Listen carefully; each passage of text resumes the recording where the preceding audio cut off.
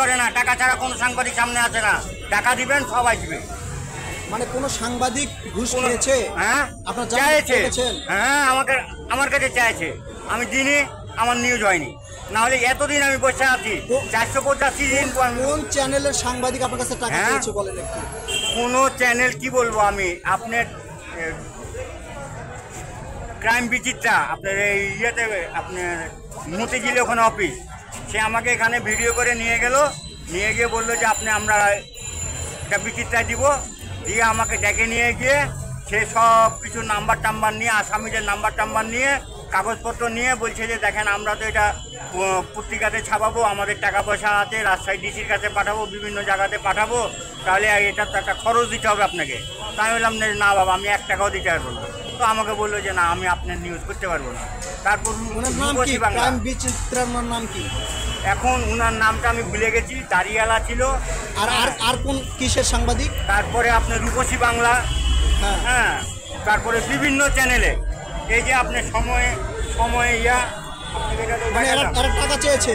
হ্যাঁ, এও টাকা চেয়েছে, বাংলাদেশ সময়। এই যে ঠিক আছে, বুঝতে পারছি, দেখাতে হবে। হ্যাঁ, এই সাংবাদিকের নাম কি?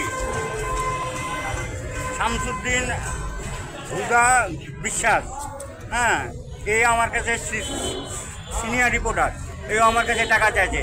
তা আমি বলেছি না, আমি টাকা দিতে পারবো না, আমি দুর্নীতির সাথে সম্পৃক্ততা হতে পারবো না। দুনিয়ার সবাই দুর্নীতি করুক, আমি দুর্নীতির সাথে সম্পৃক্ততা হতে পারবো না। আমি দুর্নীতির বিরুদ্ধে এখানে বসেছি। তাহলে আমি যদি দুর্নীতি করি, আমি যদি ঘুষ দিই, ঘুষটা দেওয়া এবং নেওয়া হলো একটা সবচেয়ে বড় দুর্নীতি।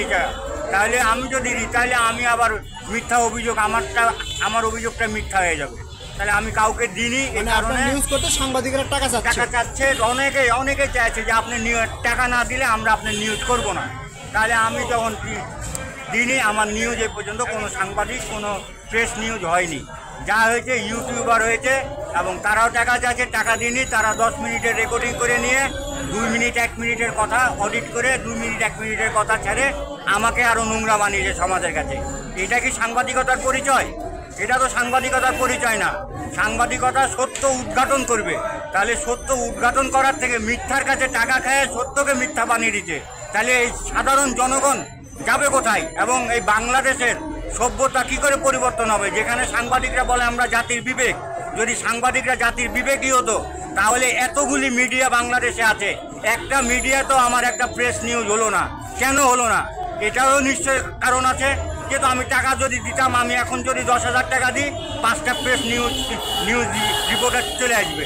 আমি তাদেরকে 10,000 দিতে পারছি না, আমার নিউজটাও ছাপাচ্ছে না, তাই না? হ্যাঁ, ঠিক আছে, আপনি তো এখানে থাকেন।